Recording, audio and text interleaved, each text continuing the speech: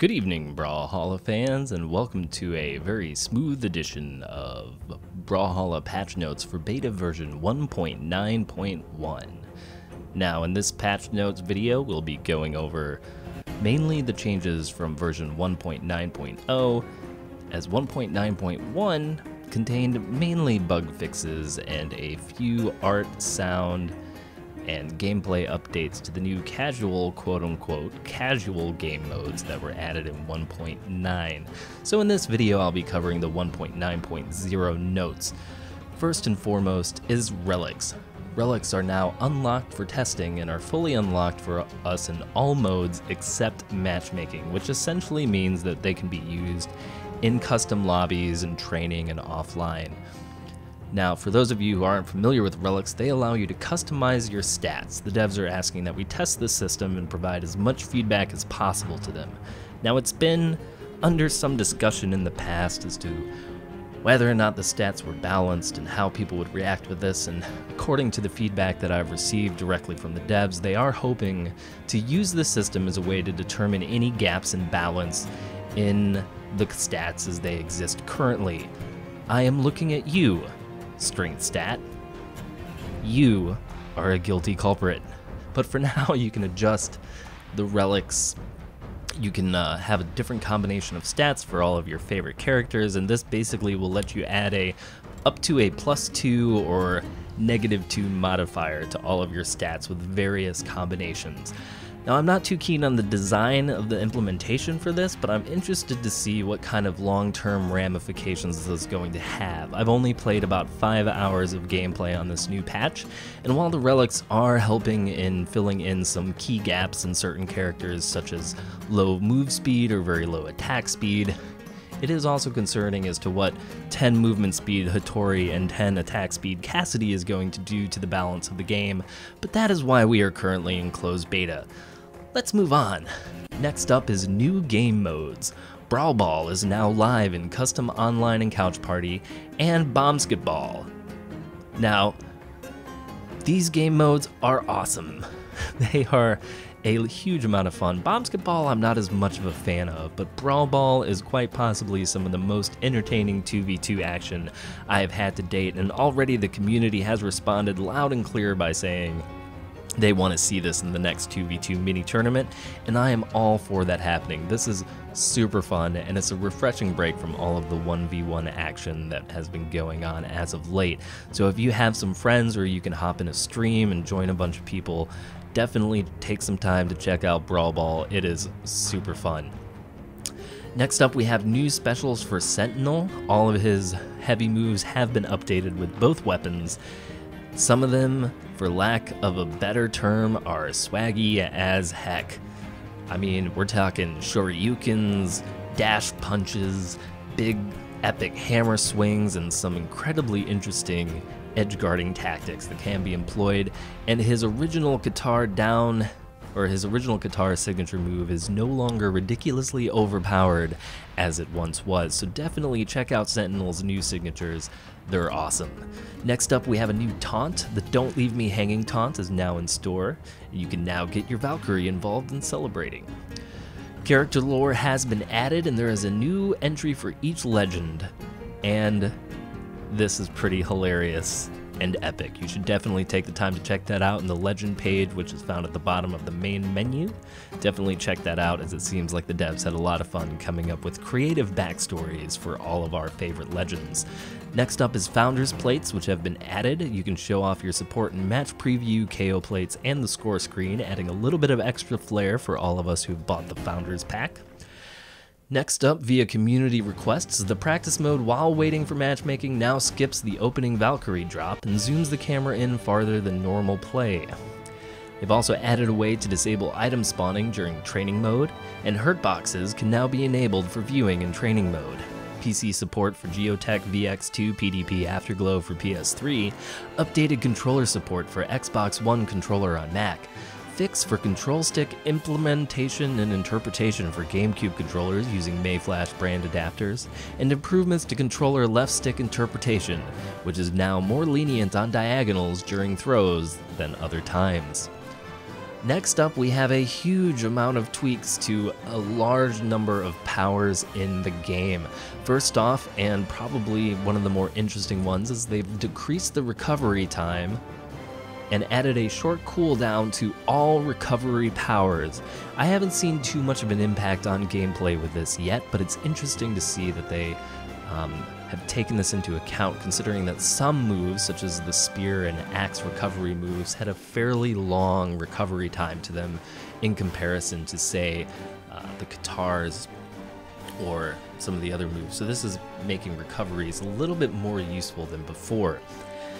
Next up, there are a few axe tweaks. Axe neutral ground has decreased time to hit, meaning that 1 out of 8 times that you use this, instead of 1 out of 800, you can now hit with it. Axe down air no longer sends the user downwards, making it slightly easy to control but more difficult to chain. Axe ground pound has an improved charge up animation for clarity, and this has actually been really useful both in predicting when the move is going to come out and also aiming it. Axe recovery also has a decreased recover time in addition to the universal one. Next up, we have some blaster tweaks. Blaster down air has a reduced duration of follow-up shots, and Blaster's recovery has an extended hit window on final hit, which is nice because you can finally get this final hit to come out a bit more consistently. It still misses some of the time, but it is easier to land. Hammer neutral ground has reduced hitbox sizes and increased hit windows. Hammer recovery has increased distance user travels on hit, increased time to hit, added a small cooldown, greatly decreased force, decreased hitbox size, decreased force, decreased recover time, can move during recover time, and is now interruptible with item throws during the grab animation, which was a large problem in dealing with hammer users. Guitar down ground is now mapped to guitar neutral ground. It's now an on-hit combo, and it reduces time to hit and recover time, in addition to reduced damage and force with increased minimum force, and the force is directed more upwards. So for all of you who didn't catch that, guitar's got some really big changes. The guitar down air also has slightly increased recover time, reduced stun, and added a short cooldown so that it can no longer be chained one into the other, as we were seeing quite a bit during the 1.8 era. And the guitar neutral air was re-hitboxed with increased recover time so that it's not quite as spammable as it used to be, although it's still largely being used the same way. Guitar neutral ground is now mapped to guitar down. So the guitar combos have changed, but the initial feedback from most guitar users that I've talked to is that it still feels pretty intuitive, and there are still some okay combos with this, but pretty much all of the true combos that used to be available to guitars have now disappeared, and currently the competitive community is working on getting a new true combo list together, and if new true combos are discovered, I will be putting those together in coordination with Maximus Maxi into a 1.9 true combo video, but that's neither here nor there because we have a lot more balanced things to talk about. They made a lot of changes to the lance in this patch, the first of which is the lance neutral ground. They reduced hitbox sizes and increased hit windows to better match animation, increased time to hit, increased minimum force, and decreased stun time. So basically, what this has done is made it harder to chain and catch people. It's still a very good move, but not quite as crazy as it used to be. The lance side ground, which is the lance tilt quick, the one that still has a true combo. It's got slightly reduced hitbox sizes and increased hit windows to better match the animation. Lance side heavy has reduced distance and speed, in addition to the lance down heavy, which also has reduced distance and speed. So for those of you who have been complaining about rocket lances being overpowered and there's too many people spamming them and they cover the whole length of the screen and all of that good stuff, that is no longer the case. Lance recovery will now no longer hit through corners, and lance recovery is also hitbox to better match animation. So this is interesting because technically at this point this is the only recovery move that will not hit through corners, as unless they have made other changes that I'm unaware of, other recovery moves will hit through corners still. Spear neutral ground.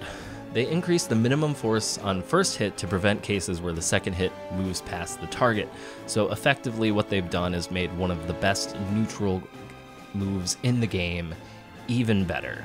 Spear down ground, they've decreased power duration, the animation and player movement are adjusted to better match each other, and re-hitboxed with increased hit windows, slightly increased time to hit, and slightly reduced recovery time if the move hits, which means that essentially the spear has gotten super buffed. Spear recovery has successive uses are now steerable, and the spear side air has a slightly increased cooldown time. So the spear's neutral game on the ground has gotten even better. All hail Queen Nai.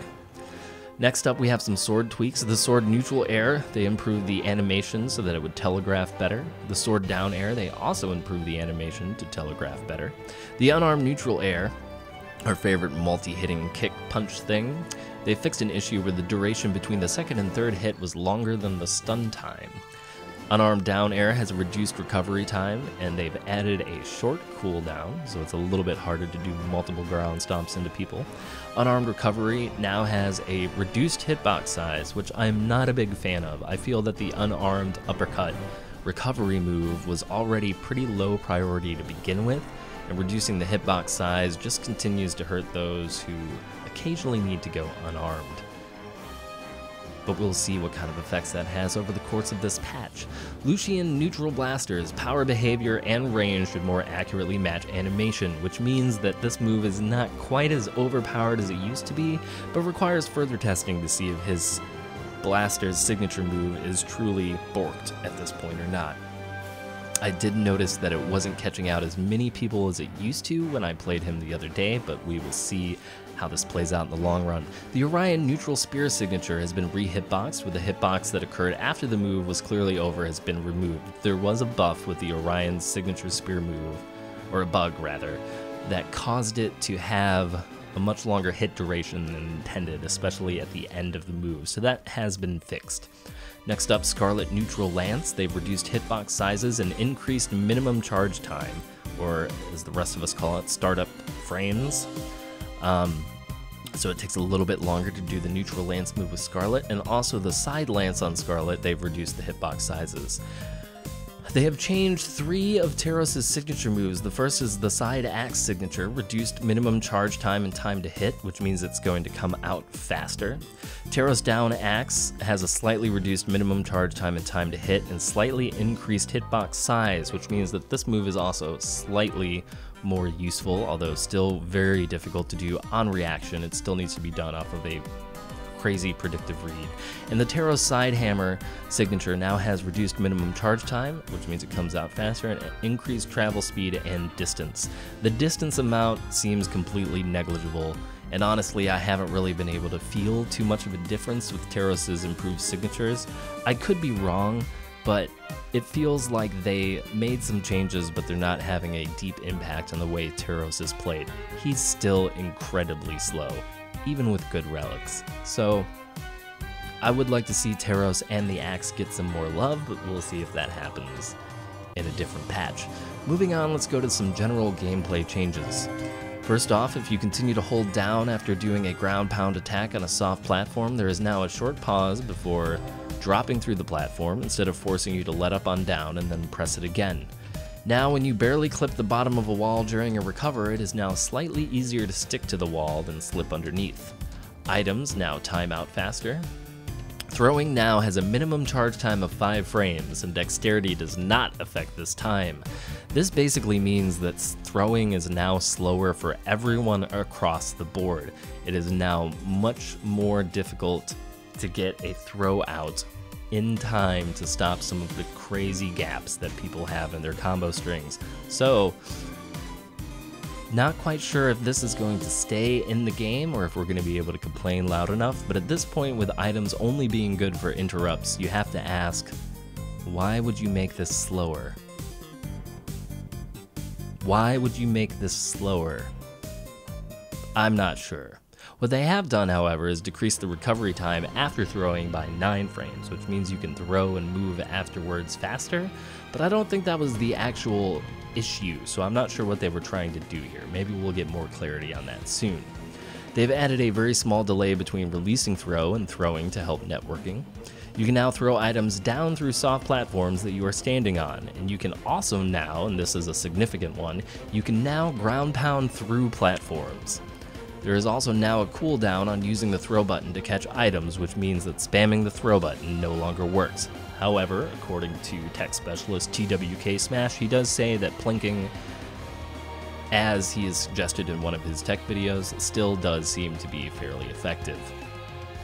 Next up, we have a bunch of new art in this patch. We've got new art for the Enigma map, which looks gloriously steampunk. Background paintings appear at a higher resolution, new weapon pickup colors on Titan's End, they brighten Mammoth Fortress background for clarity, and Ada's pistols are now the correct size in the character select screen. Next up on sound, they've updated the sounds on build-ups and impacts for Ada specials, and they sound much better than they did in the last patch. Kudos.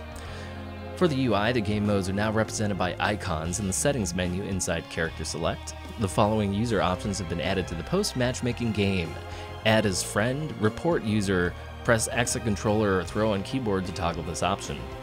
Add as friend opens the Steam overlay and sends a friend request to the designated user. You can also add as friend in custom lobbies. End match lobby list has been simplified. Nameplates show up on scoreboard screen after a match.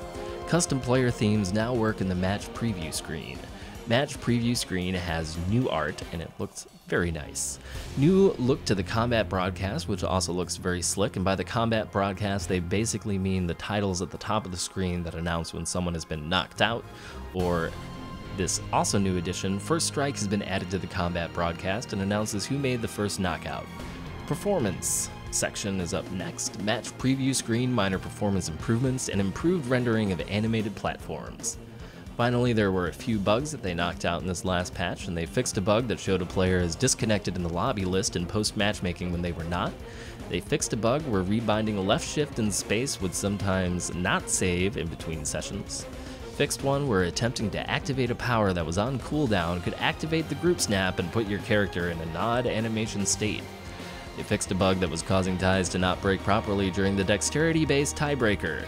And they fixed a bug where some recover powers were no longer steerable when used consecutively.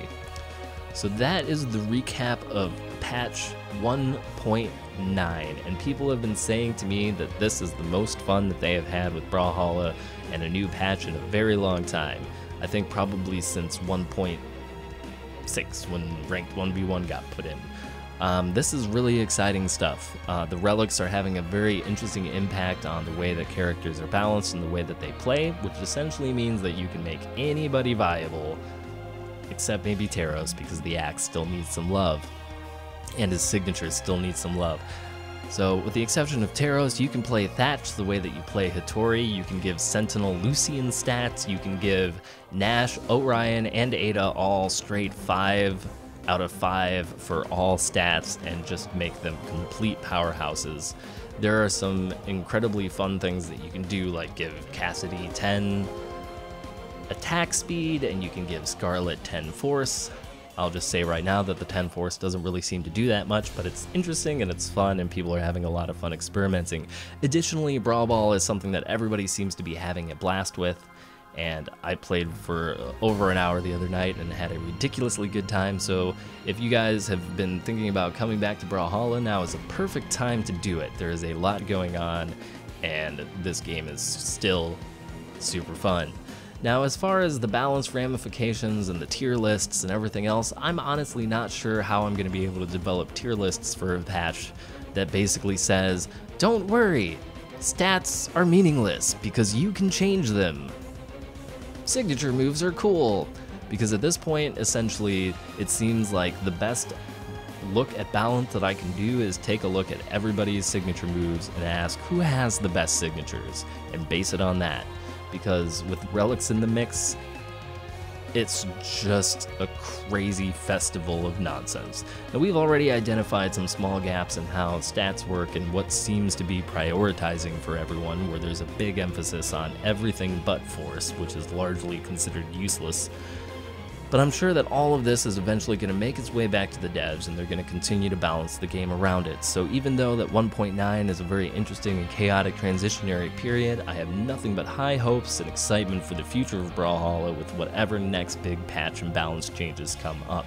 I'm also excited because the devs are starting to run out of characters that aren't using swords, which means that soon very soon, the next character that gets signature moves should be someone wielding a sword, and I'm very excited to see what those sword signatures are going to look like. In the meantime, definitely check out Sentinel. If you had ignored him before, he is definitely a super fun character to play now. His signatures are pretty sweet, and he is a lot of fun. In the meantime, look forward to when I eventually do the breakdown for this patch and talk about the competitive meta shifts, which should be a video that I make in about a week or two. But for now, thank you guys very much for watching this smooth edition of Brawlhalla Beta patch notes.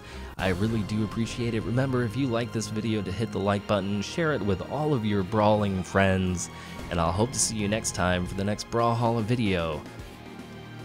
But for now, this has been Raidhyn, doing smooth patch notes.